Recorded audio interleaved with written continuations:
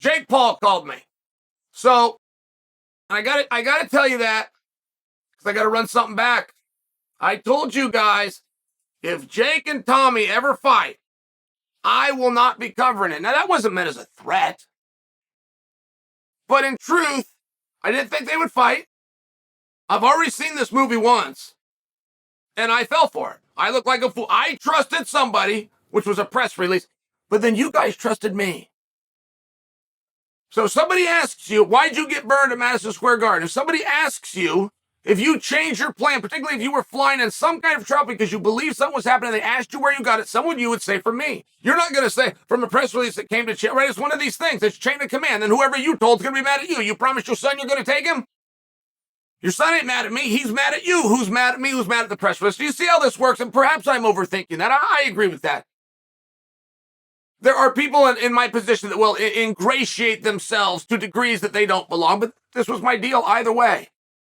I'm not going to cover the fight because I don't like it, but I mainly don't like it because it's not going to happen. My evidence for it's not going to happen is it could have already happened, and it didn't happen. Jake called me and said, Chael, you got to take it back. He said, we're counting on you to a degree, but this is going to happen. Okay. I want to share that with you guys, though. I can tell you this. I can tell you that Jake believes he's going to win.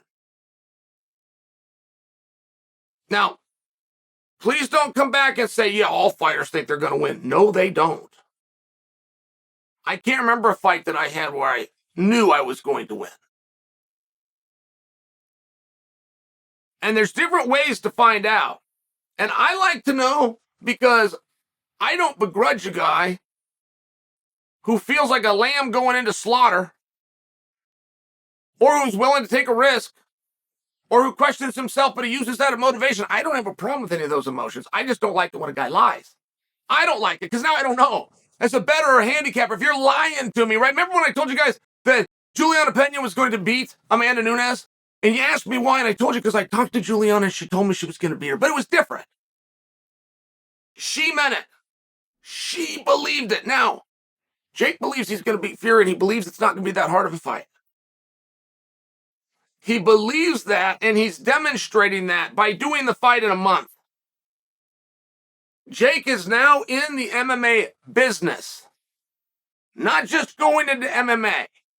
He invested and has a piece of the arm of the PFL that is going to provide pay-per-view. And he is going over there and going to compete in that.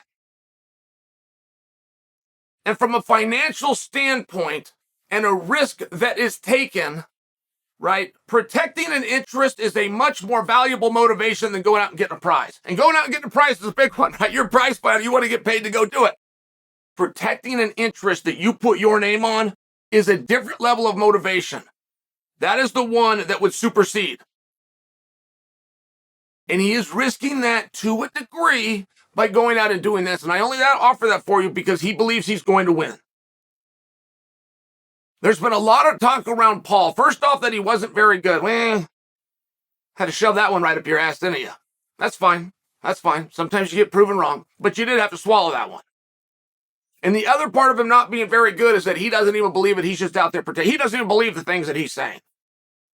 So I thought it was a little weird, right? If he's willing to walk in there in front of the world and go against Anderson Silva, you're going to say he doesn't even believe these. I mean, some of that stuff is stupid. I've seen that in politics before. This guy doesn't even want the position. It's just a stupid thing to say. And I do feel that Jake doing this, in the order that he's doing it, it really does demonstrate. I can't guarantee that Fury's going to be there. Fury does have a level of a relationship with the folks that are putting this on. They've trusted him in the past, and they trust him again. I think that has to mean something. One thing that I really do like about this match, right, and I already know how this is going to go, and so do you guys. They're going to have some belt. They'll go back and forth. Jake is going to kick his ass. Fury is unlikely to win a single round.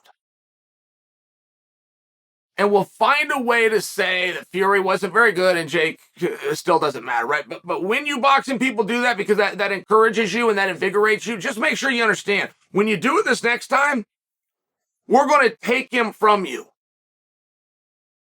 We in MMA do care about somebody's willingness to compete. We do care if they believe in themselves. We do care if they take a risk. We do care if they'll walk out there and do something. They've only been out for 4 years against a second-generation guy. We do care. So when you put Jake down after he beats Fury, you're going to put a guy down for victory. We're going to take him. So go right ahead. You say you don't want him. Say you don't want to watch him. You say he shouldn't be here. We're going to take him. And he's not going to be there much longer. Just so you understand how the story's going to end. I love that these guys announced the fight 1 month before the fight. I wish other people would do that. Floyd Mayweather is the only meaningful pay-per-view draw. There's not a lot of things that work in pay-per-view, but there are things. There's boxing, there was MMA, and there was professional wrestling. But only Floyd, not all of boxing, only Floyd specifically would announce a fight, and 5 to 5.5 weeks later, he'd be in the ring. We waited for Manny Pacquiao versus Floyd for 10 years. They announced it, and 5 Saturdays later, they were in the ring. Only Floyd does that. I'm surprised that nobody else has copied that. I believe it's because nobody else has observed it. Until now. Announcing that these guys are going to fight, oh, and by the way, in 1 month. I love that. I think that's fun. Jamal Hill versus Glover Teixeira was not the biggest fight. We understand that, guys. We didn't expect to see the world's best fight. You want to know something that really made a special ingredient for that pay-per-view? Was 1 month before the pay-per-view, Dana announced we're going to get resolution to the 205-pound division, and this is how we're going to do it. But it really didn't have as much to do with Hill or Glover returning home, and he used to be from Brazil. It really didn't. They tried to make that part of the story. That just wasn't what worked. What really did work for that fight was that 1 month before, we were told why it matters. And we just don't usually get that. It's a treat. It's a real treat. I used to do this with grappling guys. You want to know what I would tell you about a grappling event? Huge ones. Huge. You saw the numbers that no one's ever touched our numbers. Never. Vinny Magalhaes versus Craig Jones. There has never been a grappling event in history to touch that number. But you want to know when I told you that fight was going to happen? 2 days before bell time. 2 days before bell time. But you loved it. You were excited. There wasn't a lot going. We're in a pandemic. It was a different time. I understand why that number did what that number did. It wasn't just Chael in the 2 days before. There was a lot of things on it that are going to be hard to duplicate. Don't think that I don't know. But one piece of the ingredient that brought you that 2 days before bell time. And it created a different emotion and a different energy. And that wasn't a risk that anybody else has ever been willing to take. It's not as though Bob Arum or Don King could come to you and say, that doesn't work. They've never tried it. They just assume it doesn't work. There's a lot of things like that that are experiments. But I hope that people take note. I love the idea. Tommy fumbles, Jake Paul, 4 Saturdays from now.